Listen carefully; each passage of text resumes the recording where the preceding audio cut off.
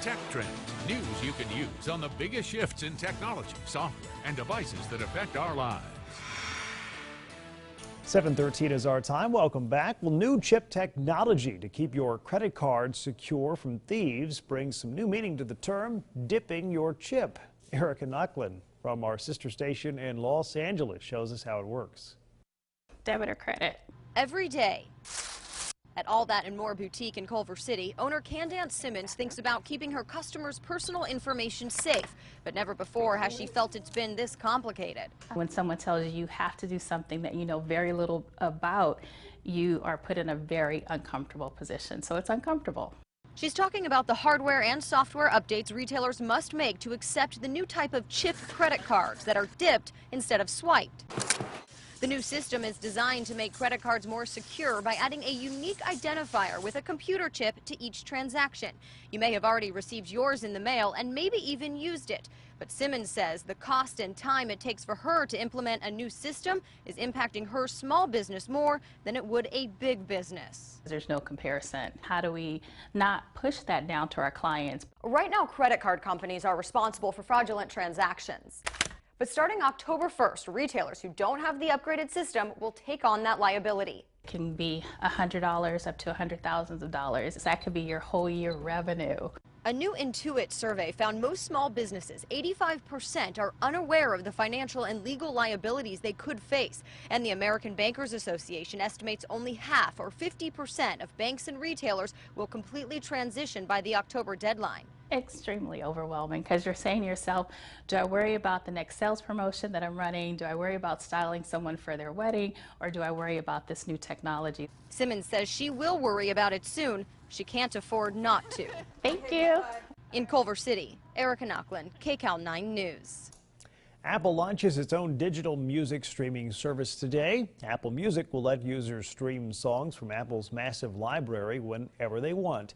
Users can make playlists or listen to playlists curated by music experts. Tracks can also be downloaded for offline listening.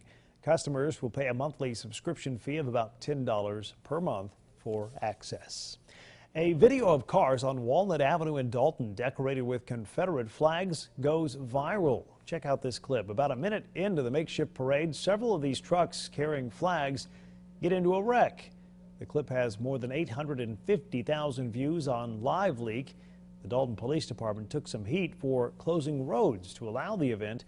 Authorities say they don't take sides with any group taking part in a demonstration or procession and got involved to ensure the public's safety.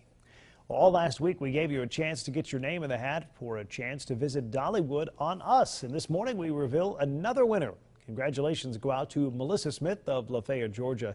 You're our second of 3 ticket winners. Someone from the station will be in contact with you about claiming your prize soon. And watch tomorrow to see who will be our next Dollywood ticket winner. Time now to head over to Facebook for our question of the day. And let's get to some of your responses this morning. We're asking you, how many hours do you work each week? The Obama administration actually may change the rules, allowing more salaried workers to get time and a half for working over 40 hours a week. And it basically would work like this. If you make less than $50,000 a year and you work more than 40 hours a week, then your company would have to pay you time and a half for every hour after 40 hours. Nate says he's working about 48 to 58 hours. Dale says sometimes 60. Monica says, I work 45 to 50 hours in my job away from home, then about another 50 hours at home. Sunday, I'm off of both jobs. My hardworking husband works 70 hours a week and is away from home for 5 to 6 weeks.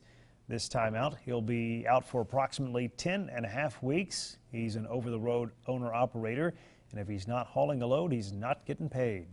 Tracy says she's salaried, not hourly, while Kimberly says that would be one of the good things to come out of the administration. My husband was on salary at his former job, and he never worked less than 50 hours.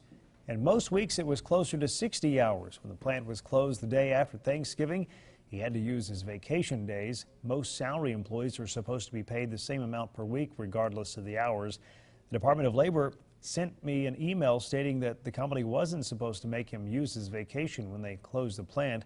They also stated that there was nothing he could do, and he should be glad that he had a job.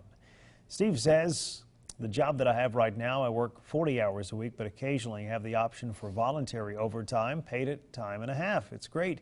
When I used to drive an 18-wheeler for a living, it was much different.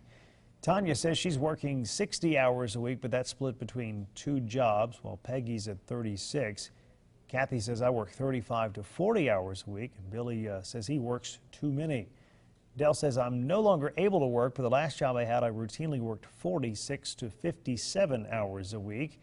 Angie says my hubby works 40 hours plus a week, but as a homemaker, I say some weeks I work more. Christine says lately I work 60 or so. That's too many. Jim says 50 hours a week. Well, Connie says a woman's work is never done. And we'll finish up with Dwight. He says he works 40 hours a week from 5 till 2. So we'll continue to follow this story as new developments from the Department of Labor come along with this possible rule change dealing with overtime pay for salaried workers. You can continue to sound off on this topic on our Facebook page as well. 7:19 is our time. We're going to pause for just a moment. When we come back, we'll get you caught up on traffic and weather.